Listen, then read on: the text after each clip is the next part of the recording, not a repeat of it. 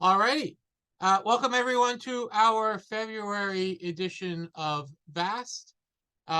We have one talk, but on two codes today. And so I'll introduce that in just a second. Next month, so our March talk is going to be on two different solvers for elliptic partial differential equations, Poseidon and Spectra. So tune in next month to hear about those. Today, we are very happy to have Alexei Mintz from AIP Potsdam, who's going to tell us about the TOPCAT and STILTS packages. So let's welcome Alexei. And you're good. We can see your screen. Yep. And you should just get going. Thank you, Michael. Welcome to my talk.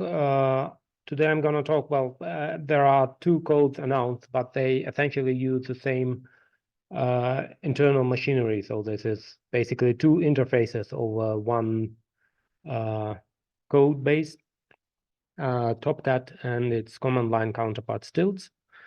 First of all, I'm not the creator of this thing and not even a contributor, but an active user for quite a while already.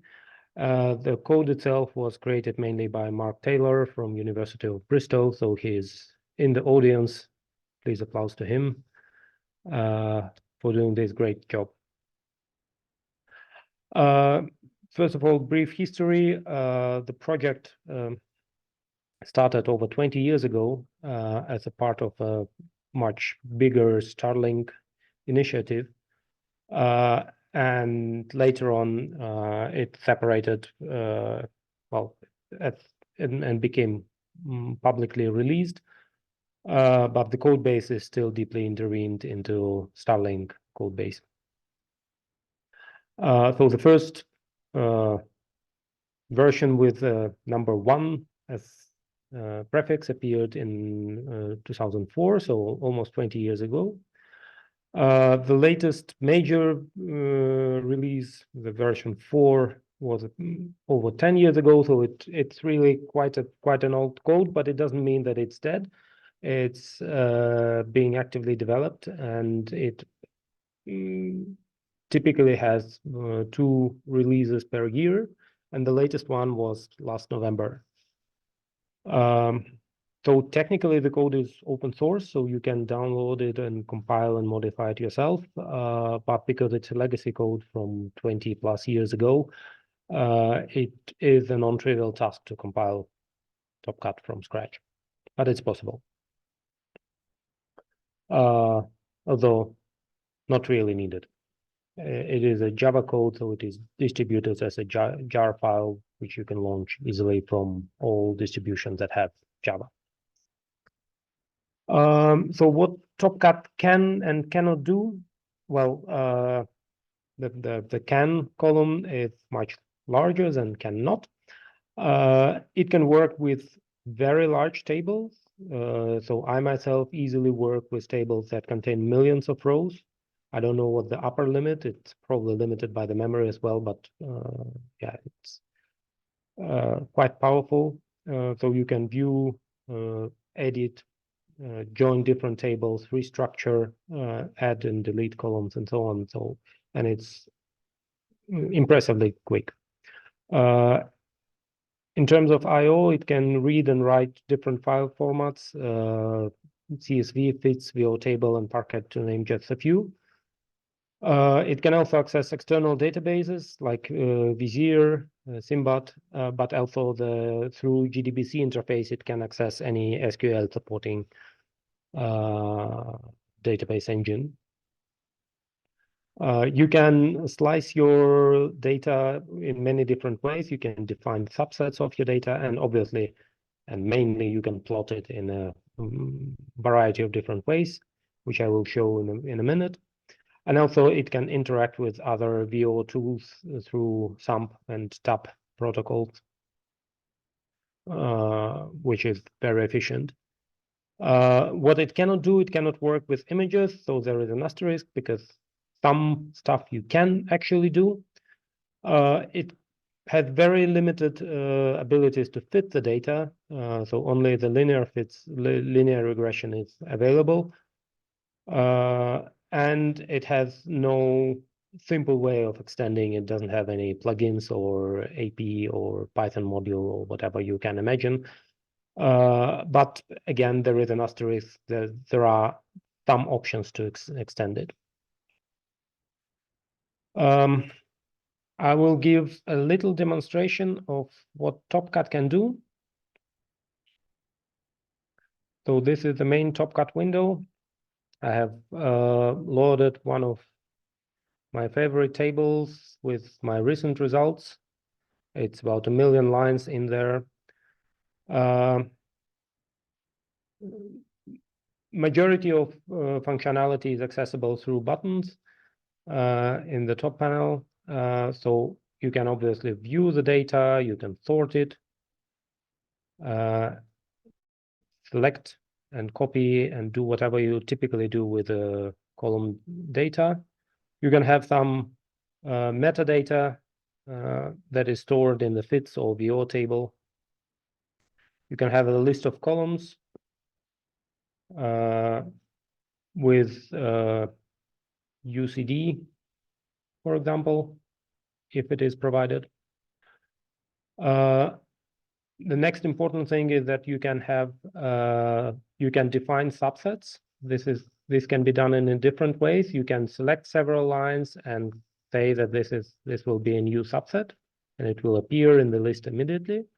Or you can define your subset through some equation, say parallax is less than 0, and you will get everything that is smaller than 0. But there are multitude of other options to define your subset as an equation or manually. And you can obviously get lots of statistics on all your columns, either all table or just a subset, and there is a large variety again of different statistics that you can extract. Another important feature, and that's where images are coming in, you can define what is called actions. So you can, whenever you click on a row, if the action is set up, then you call something, and there are there is a multitude of different actions possible. And for example, you can extract a DSS image for a given location.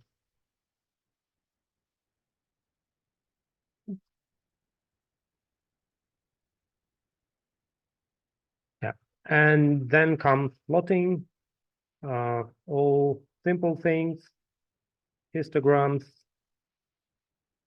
2D plots, sky plots, and remember we are dealing with about 1 million points, so it's remarkably fast for that. And interestingly, it is all connected. So if you click on the point, you can immediately invoke the action that you have set up, and you will also be pointed on this row in the table. So you can explore it. I will now disable this action because it will be very annoying in the long run. I will not go into details right now for other things. You can also do cross-matching. You can match two tables as a sky match or a Cartesian match or combination of both. You can also use Vizier to do the cross-matching with all major catalogs. And it's quite a long list here. But you can also use tab to select your data as a query, or you can, through the VO, you can also access image and spectral databases. Again, tab, Vizier, some simulations. I will just give a very nice a small example of how can you work with TOPCAT. So we can select a region on the sky and ask, say, we want all Gaia sources from this region.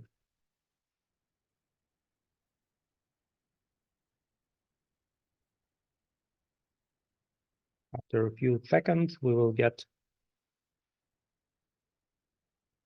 a very nice file of 12,000 lines.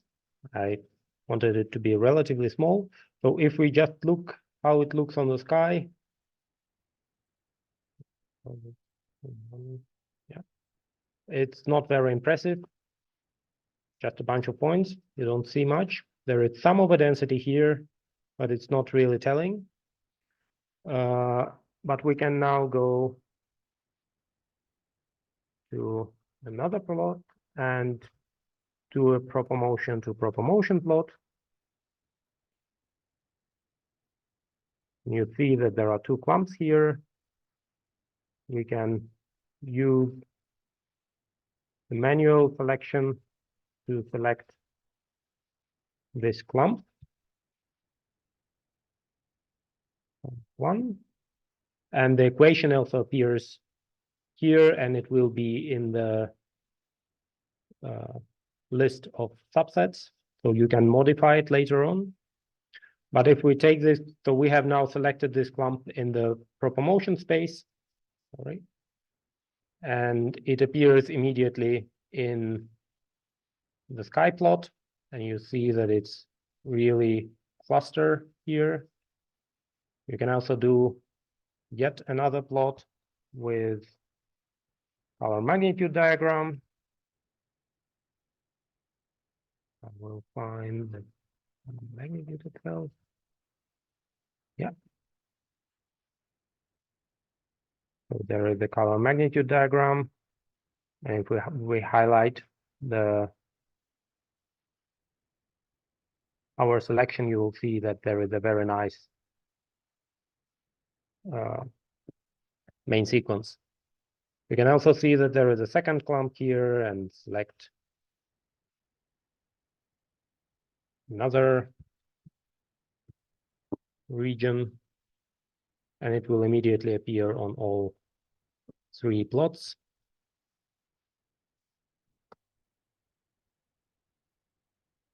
So you see that there is another cluster here, and it has a very nice main sequence as well. We are not making a big discovery here. Those are both clusters that are known beforehand, but it's just an illustration that you can very easily select objects of interest. And when you click on a single object in one plot, it is immediately highlighted on all other plots and also in the table. And then if you have other VO tools active, which I don't at the moment, you can send it to another tool. You can also use a very recent addition. I think it's from the latest release, maybe the one before latest, the corner plot. Many of you are probably familiar with that. So if we plot our two clumps here in this corner plot, you will see that there are also clumps in the parallax space, for example, and the proper motion. So they are really physical clusters. Yeah, STILTS, the second item, it is the command line sibling of TOPCAT. So it can do with command line parameters everything that TOPCAT does, well, almost everything. But it can be scripted and used on multiple files, for example, in a loop or whatever you want. There are a few things that it cannot do. Obviously, it cannot do interactive manual selection of subsets. But there are also some things that it can do which TOPCAT is not capable of. For example, it can generate multiple order coverage maps that are also very useful VO items. It is, just as TOPCAT, extremely fast and stable. It can use as a parameter, well, obviously you need to provide your files as a parameter, but it can use a file name, but it can also use an input from another shell command that will provide a list of file names, or it can use a list of files stored in a text file and then it just read in.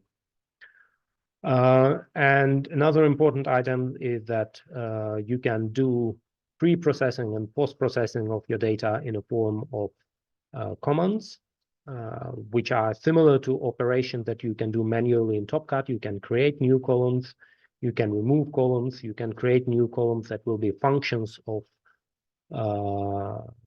other values.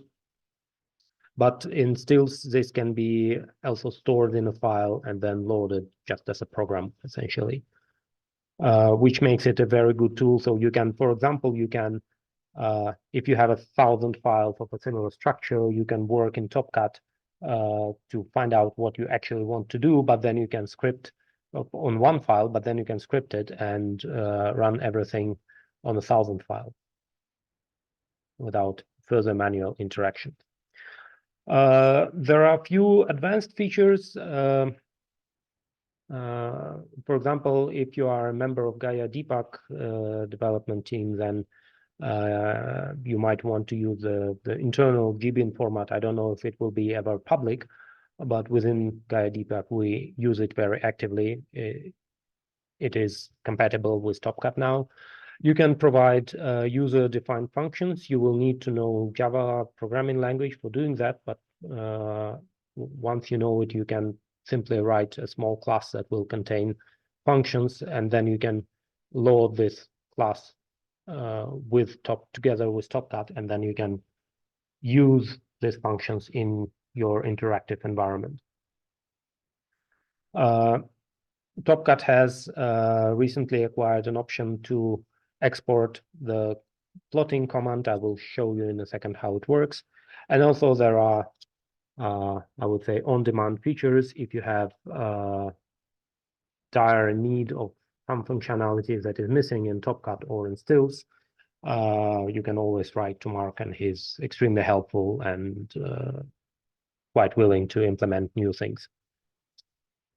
So just as an example, if you have a plot like that, you obviously, yeah, interactive things are nice, but you might want to save it for later use. You can export it as an image, which is fine. But what if you want to do the same on another file?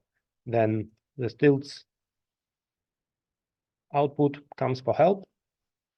So it produces a command which can be directly copied to the command line, with the only exception that the input data has to be provided. So now it's just the name of the data set, but you obviously need to specify the file name. All the rest will be the same. You can later on play with other parameters, but if you just copy that and run it in the command line, you will get exactly the same plot or similar plot for another file. Yeah, so that's the end. I think we are running out of time as well. Maybe it's time for some questions. And yeah, maybe if Mark wants to add something very important, maybe I have missed some items, then he can also speak. Yeah, absolutely. Mark, if you do want to chime in and say anything else about the package, you can feel free right now, and then we'll move on to questions. Alexi did a good job, he said in the chat. So I think that's the comment. But it's great that Mark is here, so Mark can also help answer questions. I'm going to turn things over then to Amrita, who will handle the questionings.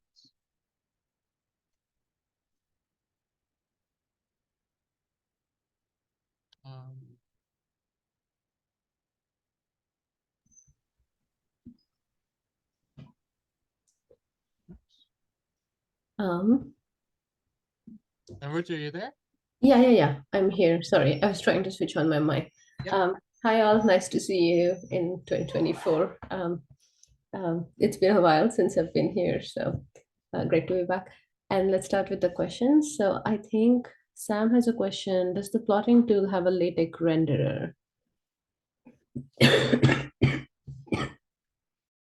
Can you say it again?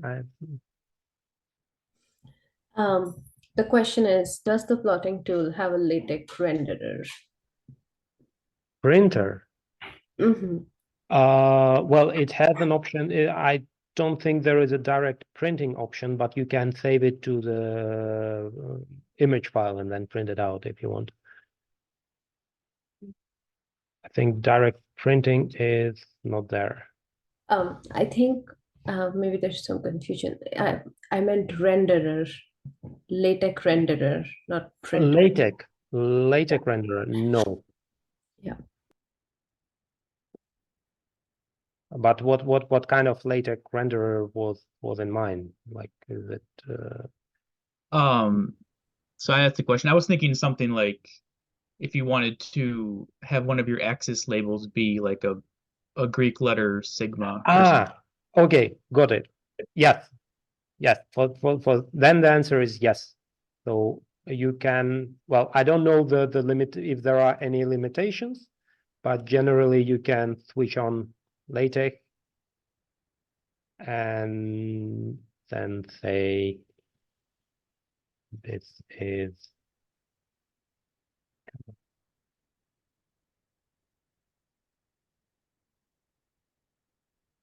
and you'll get.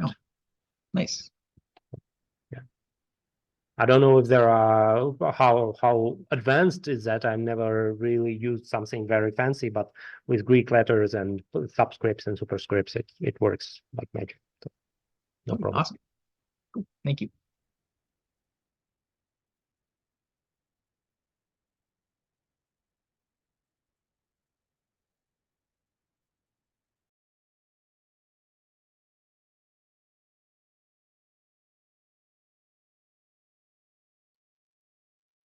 I can ask one more question that I had. How often do you know how often TOPCAT is, I guess, updated, like maintained? Well, the releases are typically twice a year on the average. But if there is some strong request for important bug fix, then there can be like extraordinary releases or pre-release binaries made available. So it's yeah. Okay, Like, gotcha. last one was in November, so maybe the new one will arrive soon. Gotcha. Cool. Thank you. Alexei, I have a question. Is there a data ingestion limit about how much data TOPCAT can get or handle? Well, I think the main limitation is your memory. Okay. So I can, from my experience, I have worked with tables with close to 20 million rows, and it just works. So if it runs out of memory, then it comes to problems. But yeah, obviously, if you are trying to merge two tables with 10 million rows each on the sky, then you might face problems. But that's not. Yeah. There are no other ways. There is thank you. There is another question from Chris Montalban. Is there any plan to make it compatible with Python? In what sense? Chris, do you want to open up your mic?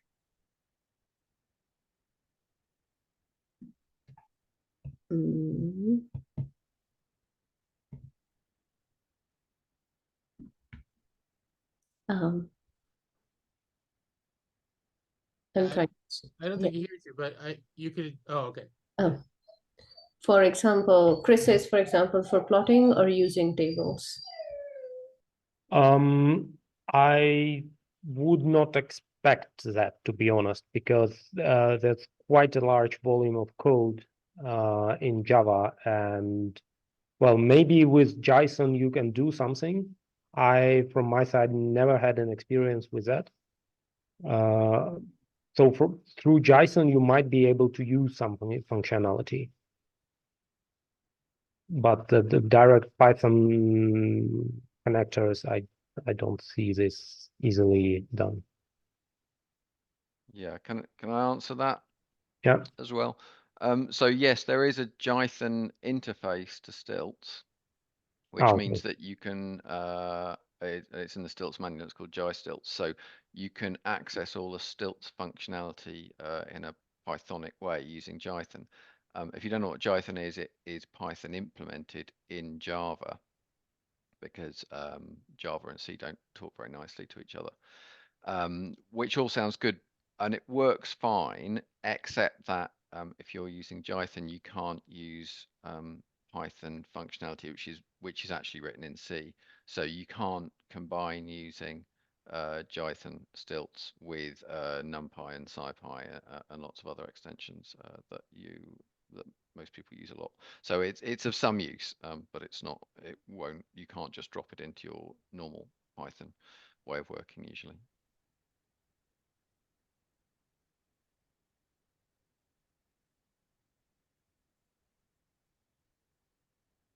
Yeah, I think the main reason is that large fraction of TOPCAT was written when Python was making its first steps in the world.